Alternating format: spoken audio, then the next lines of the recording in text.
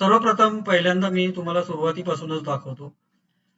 मगाशी सांगितल्याप्रमाणे पहिले आपण सुरुवात कशी करायची तिथून सुरुवात करूया. गुगलवर जायचंय. गुगलवर तुम्हाला आता हे मी बराच वेळा टाईप केलं म्हणून आले बाय डिफॉल्ट www किंवा नुसतं www.pan हे असं वेबसाईट तुम्हाला दिसेल इथे.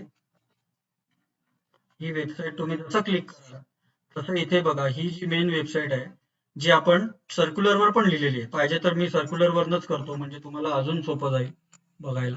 नाहीतर म्हणाल की त्या वेबसाईटवर आम्ही क्लिक करतोय काहीच होत नाही. आता हे बघा, याच्यावर मी क्लिक केलं, जसं क्लिक केलं तसं ही वेबसाईट ओपन झाली. सो ही वेबसाईट वेब पेज ओपन झाल्यानंतर तुम्हाला मगाशी सांगितल्याप्रमाणे वेब पोर्टलवर क्लिक करायचं आहे.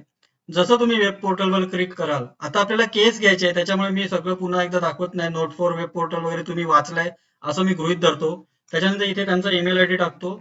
त्यानंतर त्यांचा आयडी प्रूफ आहे. त्यानंतर कॅप्चा जसाच्या तसा VQHZPR. त्याच्यानंतर इथे डिक्लेरेशनवर क्लिक करायचं. बघा, लॉग इनचं बटन ऑन झालं. लॉग इनवर क्लिक केलं, वेब पोर्टल आपलं ओपन झालं. ठीक आहे. वेब पोर्टल ओपन झाल्यावर मगाशी सांगितल्याप्रमाणे तुमचा क्लेम आयडी दिसतोय, क्लेमेंट नेम दिसते, आयडेंटिफिकेशन नंबर दिसतोय, ईमेल आयडी दिसते. इथे क्लेम अमाऊंट 7,560, ऍडमिटेड अमाऊंट 11,432. ठीक आहे. आता बघा, बँक अकाउंट डिटेल्स.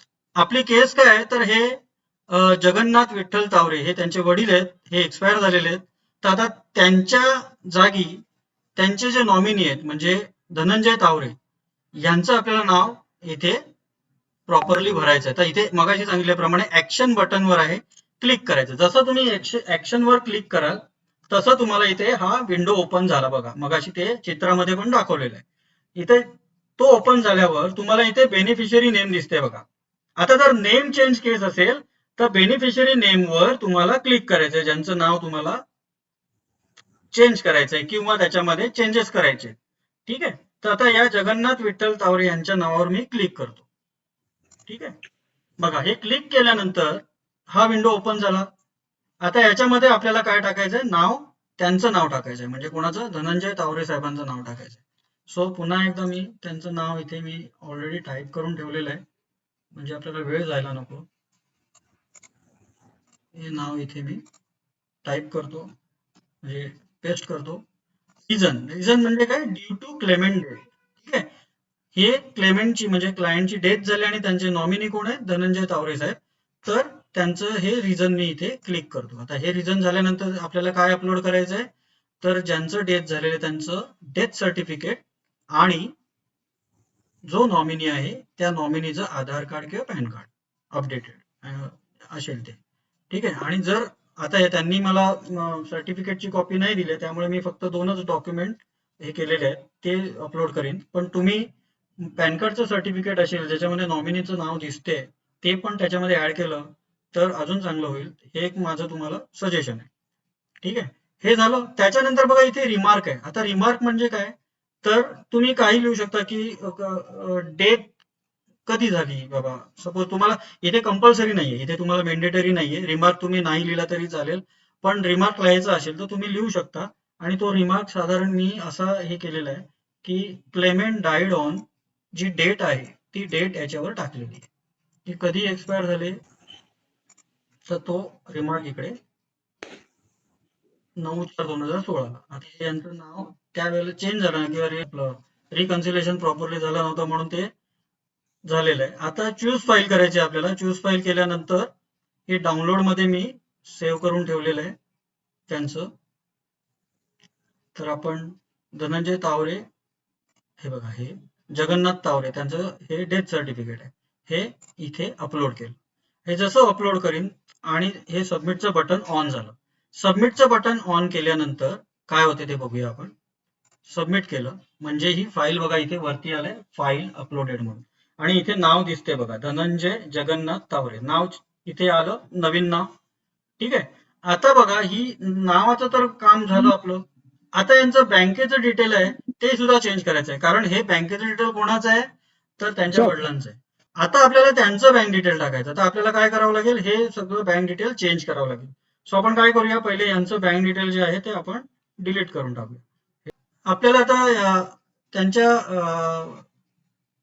वडिलांचं नाव चेंज केलं आपण. धनंजय तावरे साहेबांचं नाव टाकलंय. आता बँकेचं डिटेल आपण तिकडे चेंज करूया. तर यांचं बँकेचं डिटेल आपण टाकूया. स्टेट बँक ऑफ इंडिया आहे धनंजय तावरे साहेबांची. सो इथे आपण ते टाकूया स्टेट बँक ऑफ इंडिया. आता अकाउंट नंबर मात्र इथे डिलीट होत नाही, तो आपल्याला मॅन्युअल करावा लागतो. 3637741 आपण टाईप करूया. 3637741 8547 8547. पुन्हा एकदा मी बघतो. 3637 7418 547. ओके, अकाउंट नंबर बरोबर आहे. आता आपण IFSC कोड चेंज करूया. IFSC कोड आहे SBIN 0011518. हा बघूया आपण कॉपी पेस्ट होतो का बघूया. मी इकडनं कॉपी करतोय. यस, झाला कॉपी पेस्ट. फक्त अकाउंट नंबर तुम्हाला हाताने टाकावा लागेल, तो कॉपी पेस्ट होत नाही. आता बघा, हा SBIN 0011518. पुन्हा एकदा चेक करूया. SBIN 0011518. ओके, त्याच्यानंतर ब्रांच. आता ब्रांच काय आहे बघूया. ब्रांच आहे जेजुरी. ती पण तुम्ही कॉपी पेस्ट करू शकता. मी इथे ब्रांच टाकली. ठीक आहे. आता आपल्याला काय टाकायचं आहे, कॅन्सल चेक किंवा front page of passbook containing beneficiary details. आता यांनी तावरे साहेबांनी मला पासबुकची फ्रंट कॉपी दिली आहे, त्याच्यामुळे मी ते सिलेक्ट करतो आणि इथे चूज फाईलवर क्लिक केल्यावर जिकडे मी ती सेव्ह केलेली आहे, धनंजय जगन्नाथ तावरे बँक डिटेल्स. ठीक आहे. सो ही फाईल मी इथे अपलोड करतो. ही जशी अपलोड केली इथे पुन्हा दिसेल बघा, फाईल अपलोडेड म्हणून. आता हे फाईल अपलोड झाल्यानंतर इथे सेव्हचं बटन ऑन झालं. मगाशी तुम्हाला मी सांगितलं होतं बघा, इथे नाव त्यांचं चेंज झालं, Dhananjay Jagannath Taware, state bank of India, account number, IFSC code, branch, file पण अपलोड केले, धनंजय डिटेल्स PDF. सेव्ह करूया आपण. मी सेव्हचं बटन दाबतो. बघा, रेकॉर्ड अपडेटेड सक्सेसफुली असं वरती हे पण आलं. ठीक आहे. आता मात्र जर मी हे सबमिटचं बटन दाबलं तर इथे डाउनलोडचं बटन ऍक्टिव्हेट होईल, पण मी हे दाबणार नाही.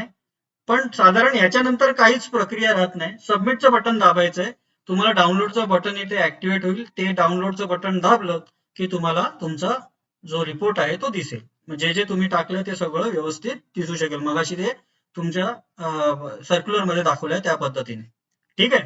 तर अशा पद्धतीने तुम्हाला हे दोन्ही केसेस बघता आल्या.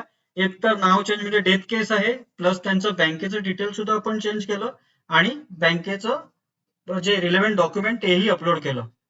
नाव चेंज साठी इथे तुम्हाला अपलोड करायचंय आणि बँकेच्या डिटेलसाठी इथे अपलोड करायचंय. दोन ठिकाणी तुम्हाला डॉक्युमेंट अपलोडला मुभा दिलेली आहे किंवा तुम्हाला प्रोव्हिजन दिलेली आहे.